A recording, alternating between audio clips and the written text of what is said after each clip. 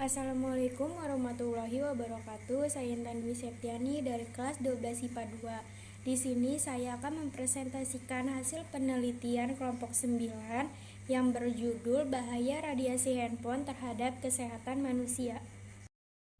Bab 1. Pendahuluan. Yang pertama, konteks penelitian. Ponsel merupakan suatu jenis telepon non-kabel yang mudah dibawa kemana-mana dan praktis karena ukurannya yang kecil sehingga mudah dimasukkan ke dalam saku. Ponsel memiliki frekuensi 450 MHz dan 900 MHz. Ponsel dengan frekuensi 1800 MHz dengan waktu dekat ini akan dipasarkan dan ditawarkan dengan berbagai macam kelebihan dibandingkan dengan ponsel yang sudah ada. Bila dilihat dari frekuensi yang digunakan, maka panjang gelombang elektromagnetik yang dipancarkan dari ponsel akan berkisar antara 1 meter sampai 0,01 meter. Ponsel telah membuat inovasi yang sangat besar dalam industri telekomunikasi yang bertujuan untuk memudahkan pekerjaan dan aktivitas seseorang. Namun pemakaian ponsel sendiri juga memberikan dampak yang akan mengganggu. Radiasi elektromagnetik yang dikeluarkan dari emiter ponsel secara teoritis akan berdampak pada tubuh manusia, khususnya bagian kepala sekitar telinga. Hal itu merupakan suatu kondisi di mana kepala pemakai dapat terpapar banyak gelombang dan radiasi dari ponsel. Dampak negatif penggunaan ponsel tersebut dapat meningkat seiring bertambahnya menggunakan ponsel. Berdasarkan penelitian yang dilakukan oleh WHO yang diumumkan di New York, Amerika Serikat, menjelaskan bahwa penggunaan handphone dalam waktu yang lama setiap hari berisiko meningkatkan sel pemicu kanker otak. Penelitian yang serupa juga dilakukan oleh para ilmuwan di Denmark, Norway, Finland, Swedia, dan Inggris menemukan bahwa orang yang menggunakan handphone selama lebih dari 10 tahun memiliki risiko terkena glioma pada bagian kepala yang sering digunakan untuk menelpon. Penggunaan ponsel selama 10 tahun atau lebih secara signifikan meningkatkan risiko terkena akustik neuroma, semacam tumor otak pada sisi kepala yang digunakan untuk menelpon. Hasil penelitian tersebut diperkuat dengan diumumkannya jurnal pada tahun 2007 dari Dr. Leonard Hardell yang berisi bahwa pengguna ponsel mempunyai risiko terkena malignan gliomas. Terdapat hubungan antara menggunakan ponsel dengan akustik neuroma tingkat tinggi. Tumor otak lebih sering terjadi pada bagian sisi kepala yang sering digunakan untuk menelpon. Menggunakan ponsel selama 1 jam per hari meningkatkan risiko terkena tumor otak setelah 10 tahun atau lebih. Peneliti dari Israel melaporkan bahwa penggunaan telepon dalam jangka waktu yang panjang dapat menyebabkan tumor. Kajian ilmiah dan kajian terbatas bidang komunikasi wireless pada tahun 1993 yang memberikan kesimpulan bahwa beberapa hasil penelitian di atas tidak sejalan dengan penelitian yang dilakukan oleh Badan Pelaksana Asosiasi Eropa untuk radiasi ponsel tersebut tidak menyebabkan kanker otak manusia dan tidak mendorong terjadinya kanker otak manusia. Hasil penelitian tersebut diperkuat dengan dikeluarkannya majalah TWK oleh Dewan Gizi dan Obat Amerika pada tahun 1993 yang menjelaskan bahwa mereka tidak menemukan indikasi yang dapat menolak adanya kemungkinan timbulnya dampak negatif. Tahun 1996, sebuah lembaga independen dari Asosiasi Internasional untuk Perlindungan Radiasi menyimpulkan bahwa tidak ada satu bukti pun yang menunjukkan adanya keterkaitan antara terkena penyakit yang berbahaya semacam kanker dengan terkena gelombang wireless, baik itu gelombang mengandung radiasi yang dapat diterima atau gelombang yang lebih lemah. Permasalahan ini seharusnya mendapat perhatian yang lebih dari pemerintah mengenai dampak negatif dari radiasi elektromagnetik ponsel, khususnya dengan meningkatnya pengguna ponsel saat ini. Tetapi, untuk mengetahui hal tersebut, memerlukan penelitian lebih lanjut tentang pengaruh dari radiasi elektromagnetik ponsel terhadap kesehatan manusia, khususnya gelombang otak manusia. Yang kedua, rumusan masalah. Masalah yang akan dibahas kali ini adalah sebagai berikut. Yang pertama, apa pengertian radiasi gelombang elektromagnetik? Yang kedua, bagaimana pengaruh dari radiasi handphone terhadap gelombang otak manusia? Yang ketiga, apa saja dampak-dampak dari menggunakan handphone dalam waktu yang cukup panjang? Yang keempat, bagaimana cara untuk mengatasi dampak buruk dari radiasi handphone? Yang ketiga, tujuan penelitian. Tujuan yang ingin dicapai dari penelitian ini adalah sebagai berikut. Yang pertama, untuk mengetahui pengertian radiasi gelombang elektromagnetik. Yang kedua, untuk mengetahui pengaruh dari radiasi handphone terhadap gelombang otak manusia.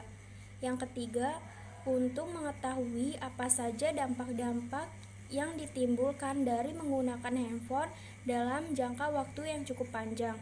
Yang keempat, untuk mengetahui bagaimana cara untuk mengatasi dampak buruk dari radiasi handphone. Yang ketiga, kegunaan penelitian. Kegunaan dari adanya penelitian ini adalah sebagai berikut. Yang pertama, untuk mengetahui dampak lebih lanjut penggunaan ponsel dalam jangka waktu yang cukup lama. Yang kedua, sebagai bahan masukan dari meningkatkan kesadaran akan bahaya radiasi handphone terhadap kesehatan. Yang ketiga, bagi pengembang teknologi penelitian ini dapat dijadikan dasar untuk menciptakan ponsel yang tidak memberikan dampak buruk bagi kesehatan manusia. Yang keempat, penelitian ini dapat digunakan sebagai bahan untuk melakukan penyeluruhan kepada para masyarakat pengguna ponsel. Nah, masuk ke bab 2, kajian pusaka. Berdasarkan penelitian yang dilakukan oleh WHO yang diumumkan di New York, Amerika Serikat, menjelaskan bahwa penggunaan ponsel dalam waktu yang lama setiap hari beresiko meningkatkan sel pemicu kanker otak. Nah, penelitian yang serupa juga dilakukan oleh para ilmuwan di Denmark, Finlandia, Norway, Sweden, dan Inggris, menemukan bahwa orang yang menggunakan handphone selama lebih dari 10 tahun memiliki resiko terkena glioma pada bagian kepala yang sering digunakan untuk menelpon. Kajian ilmiah dan kajian terbatas bidang komunikasi wireless 1993 yang memberikan kesimpulan bahwa beberapa hasil penelitian di atas tidak sejalan dengan penelitian yang dilakukan oleh Badan Pelaksana Asosiasi Eropa untuk radiasi ponsel tersebut. Radiasi ponsel tersebut tidak menyebabkan kanker otak manusia dan tidak mendorong terjadinya kanker otak manusia. Radiasi adalah suatu cara perambatan energi dari sumber energi ke lingkungannya tanpa membutuhkan medium. Tingkat paparan gelombang elektromagnetik dari berbagai frekuensi berubah sejalan dengan perkembangan teknologi. Hal ini menimbulkan kekhawatiran paparan dari gelombang elektromagnetik dapat berpengaruh buruk terhadap kesehatan fisik manusia. Nah, yang pertama, radiasi ionisasi. Itu ada 3 jenis, yaitu radiasi alfa, jenis peluruhan radioaktif di mana inti atom memancarkan partikel alfa dan mengubah atom dengan nomor massa 4 kurang dan nomor atom 2 kurang. Nah, yang kedua, radiasi beta. Radiasi beta terjadi ketika peluruhan neutron menjadi proton dalam nukleus. melepas partikel beta dan sebuah antineutrino. Radiasi beta terjadi di dalam nukleus ketika nilai energi yang mengikat dari nukleus induk lebih kecil dari nukleus. Yang ketiga, radiasi gamma. Terdiri dari foton dengan frekuensi lebih besar dari 10 pangkat 19 Hz. Yang dua, radiasi non-ionisasi. Ada berapa jenis? Dan ini radiasi non-ionisasi. Yang pertama, radiasi neutron. Terdiri dari neutron bebas dan mudah bereaksi dengan inti atom dari berbagai elemen. Yang kedua, radiasi elektromagnetik, memiliki komponen medan listrik dan magnetiknya berosialisasi pada fase saling tegak lurus dan ke arah propagasi energi. Yang ketiga, cahaya. Radiasi elektromagnetik dari panjang gelombang yang terlihat oleh mata manusia sekitar 400-700 nm atau sampai 380 sampai dengan 750. Yang keempat, radiasi termal. Proses di mana permukaan benda memancarkan energi panas dalam bentuk gelombang elektromagnetik. Suatu permasalahan ini seharusnya mendapat perhatian yang lebih dari pemerintah mengenai dampak negatif dari radiasi elektromagnetik ponsel khususnya dengan meningkatkan pengguna ponsel saat ini. Tetapi untuk mengetahui hal tersebut memerlukan penelitian lebih lanjut tentang pengaruh dari radiasi elektromagnetik ponsel terhadap kesehatan manusia, khususnya gelombang otak manusia. Dengan demikian, radiasi yang mempengaruhi kesehatan manusia harus mendapat perhatian lebih oleh pemerintah untuk dikaji dan diatur dalam peraturan dan dapat segera melakukan riset penelitian terhadap bahayanya gelombang radiasi handphone bagi kesehatan. Bab 3 berisi metode penelitian. Metode penelitian yang dipakai ialah metode penelitian kuantitatif. Metode penelitian kuantitatif adalah metode penelitian yang berlandaskan terhadap filsafat positivisme. Metode ini digunakan dalam meneliti terhadap sampel dan populasi penelitian. Teknik pengambilan sampel umumnya dilakukan dengan acak atau random sampling. Sedangkan pengumpulan data dilakukan dengan cara memanfaatkan instrumen penelitian yang dipakai. Populasi dan sampel penelitian. Yang pertama, populasi penelitian. Populasi penelitian adalah semua mahasiswa kepaniteraan klinik pada Fakultas Kedokteran Gigi Sumatera Utara. Yang kedua, sampel penelitian. Metode pemilihan sampel adalah secara simple random sampling, yaitu pengambilan sampel sedemikian rupa sehingga setiap unit dasar atau individu mempunyai kesempatan yang sama untuk diambil sebagai sampel. Oleh karena itu, yang menjadi sampel dalam penelitian ini adalah seluruh mahasiswa kepaniteraan di RSGM Universitas Sumatera Utara. Untuk menentukan jumlah sampel yang diambil pada penelitian ini digunakan rumus R sama dengan Z kuadrat dikali 1 dikurang A per 2 dikali P dikali 1 dikurang P per D kuadrat. Instrumentasi penelitian menunjukkan bahwa pemaparan radiasi HP selama 35 menit meningkatkan tekanan darah 5-10 mmHg kalau HP terus dipakai mengobrol dan menempel pada telinga. Sebuah hasil penelitian European Journal of Cancer Prevention 2002 dalam halaman 2009 mengungkapkan bahwa pengguna HP lebih rentan terhadap kanker otak dibandingkan dengan orang yang tidak pernah menggunakan HP sama sekali. Semakin lama menggunakan HP, semakin besar terkena resiko kanker otak. Hal ini dikarenakan paparan radiasi elektromagnet yang mengenai otak berpengaruh terhadap penurunan produksi serotonin dan melanin yang dihasilkan oleh kelenjar pineal, di mana hormon ini berperan dalam menekan timbulnya tumor genesis atau pembentukan tumor. Dengan menurunnya sekresi hormon ini sangat berpotensi dalam menimbulkan kanker. Penurunan hormon ini juga berkaitan dengan adanya gangguan depresi. Menurut para ahli, untuk waktu kontak yang cukup lama, ada kemungkinan terjadi sterilisasi terhadap organ reproduksi. Radiasi HP ini juga diduga sebagai penyebab timbulnya penyakit Alzheimer yang pada saat ini tengah diteliti oleh Profesor Leigh Salford. Alzheimer atau timbulnya kepikunan yang terlalu dini sudah barang tentu sangat merugikan manusia karena jelas akan menurunkan produktivitas kerja seseorang. Penelitian lain menunjukkan bahwa potensi gangguan kesehatan yang timbul akibat paparan medan elektromagnetik, termasuk HP, dapat terjadi pada berbagai sistem tubuh, antara lain, yang pertama sistem darah, yang kedua sistem reproduksi, yang ketiga sistem saraf, yang keempat sistem kardiovaskular, yang kelima sistem endokrin, yang keenam psikologis, dan yang ketujuh hipersensitivitas.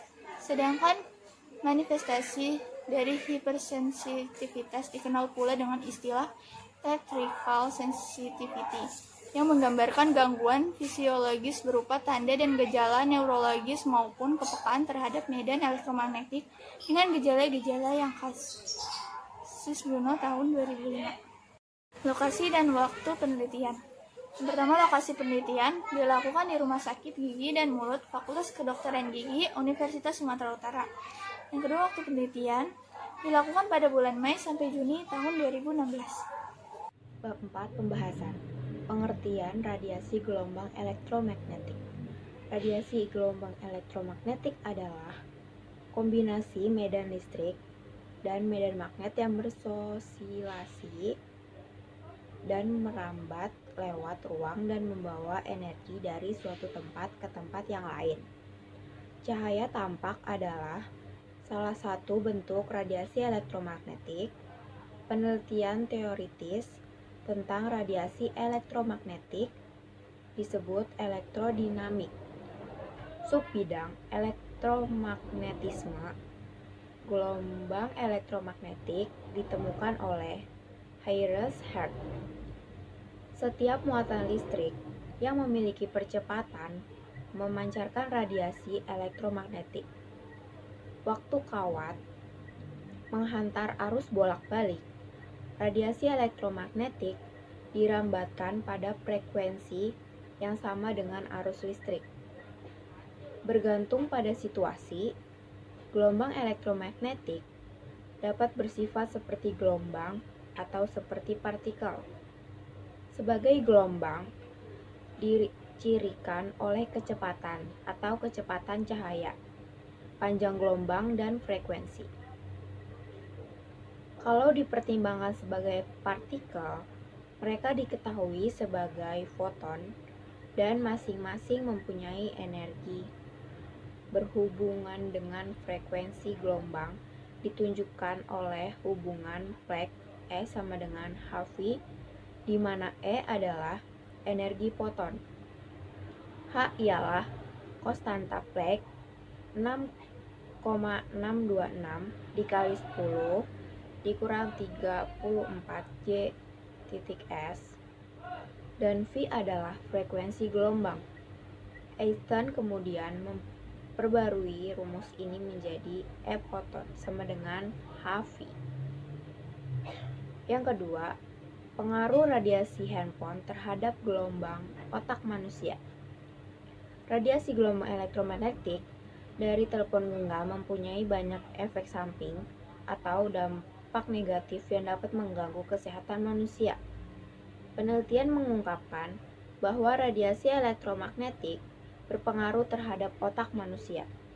Penelitian bertujuan untuk mengetahui dampak radiasi elektromagnetik telepon genggam pada otak manusia. Literatur review tipe naratif dari berbagai jurnal nasional maupun internasional. Penulisan ini berdasarkan hasil pencarian sumber literatur Google, Cendekia, dan NCBI, PubMed dengan kriteria inklusi penelitian yang dilakukan dengan batas waktu 10 tahun ke belakang dengan rentan waktu 2010 sampai dengan 2020. Kata kunci yang digunakan untuk mencari literatur review adalah radiasi elektromagnetik, telepon genggam, dan histologi otak. Literatur searching ini menghasilkan 1,49 artikel Kemudian dipilih 15 artikel yang kemudian digunakan untuk dianalisis menggunakan Systematic Literature Review. Pengguna telepon genggam secara signifikan dan berlebihan dapat meningkatkan resiko tumor otak berupa glioma dan penyakit akustik neuroma, dan memberikan pengaruh berupa defisit dalam memori kerja dan perubahan perilaku yang menandakan kerusakan dari hipokampus. Penggunaan telepon genggam terbukti memiliki dampak negatif terhadap otak manusia. Yang ketiga, dampak menggunakan handphone dalam jangka waktu yang panjang. Yang pertama, meningkatkan risiko terkena kanker otak. Seseorang yang menggunakan handphone secara berlebihan, di mana setiap waktu tidak lepas dari handphone, dapat berisiko menderita kanker otak.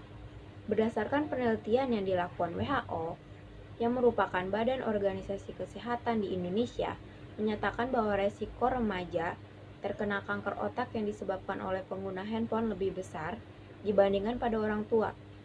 Hal itu tentu saja dikarenakan gaya hidup remaja yang jauh lebih sering bersentuhan dengan handphone dibandingkan dengan orang tua, sehingga lebih sering terkena radiasi dari handphone tersebut.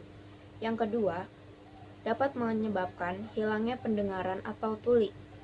Berdasarkan penelitian yang telah dilakukan, maka sebaiknya jangan menggunakan handphone lebih dari 1 jam dalam sehari dalam jangka waktu selama 2 tahun. Hal ini dikarenakan penggunaan handphone yang didengarkan melalui berbagai telinga dapat memancarkan radiasi yang tentunya dapat memicu kerusakan sel-sel rambut yang merupakan salah satu sensor audio pada alat pendengaran Anda. Yang ketiga, dapat mengurangi kinerja denyut jantung. Apabila Anda memiliki kebiasaan menggunakan handphone dan kemudian menaruhnya di saku atau kantong baju dan kemeja Anda, maka mulai sekarang jangan melakukan kebiasaan ini lagi. Ternyata, handphone yang diletakkan di saku baju atau celana Anda ketika berdering ataupun bergetar akan menimbulkan radiasi pada tubuh sehingga dapat berakibat fatal pada kerja dan proses denyut jantung. Jantung akan melemah dan bahkan menimbulkan resiko yang lebih parah lagi. Yang keempat, dapat menimbulkan stres. Pemakaian handphone yang berlebihan tentu dapat mengakibatkan stres. Mungkin hal ini kadang tidak disadari, tapi coba lihat para remaja sekarang, di mana handphone banyak dianggap sebagai benda yang penting.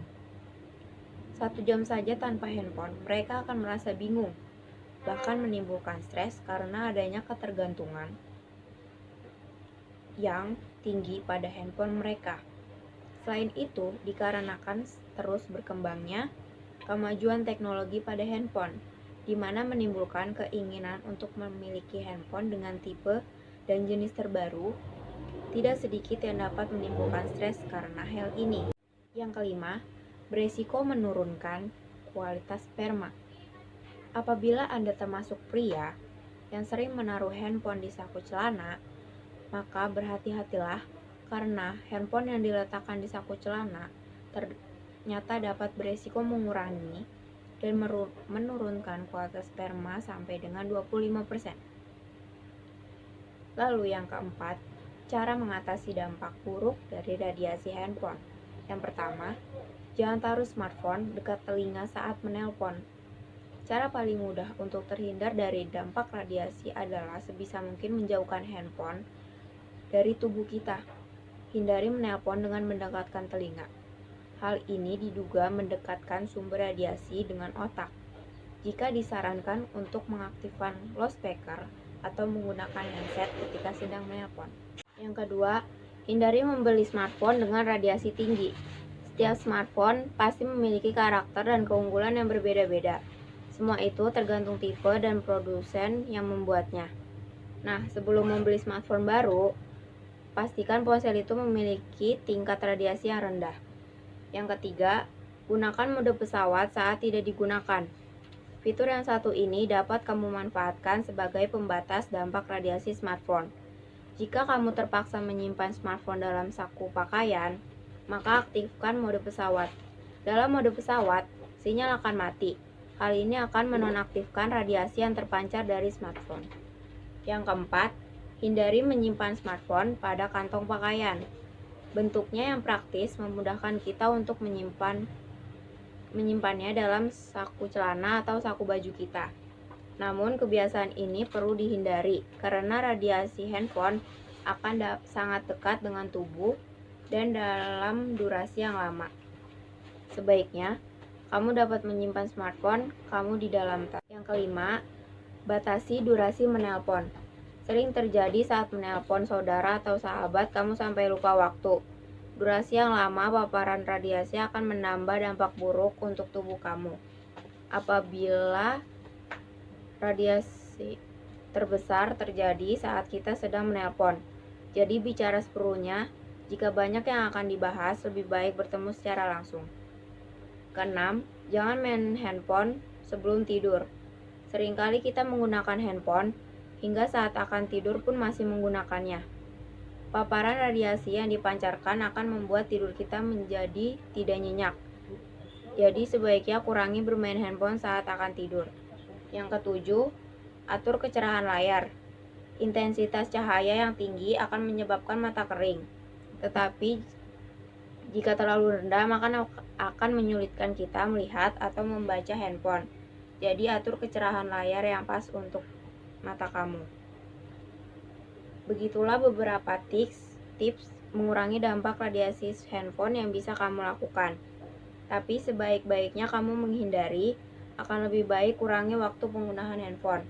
Apabila kemanapun kamu beraktivitas, handphone kamu selalu ada di sekitar kamu.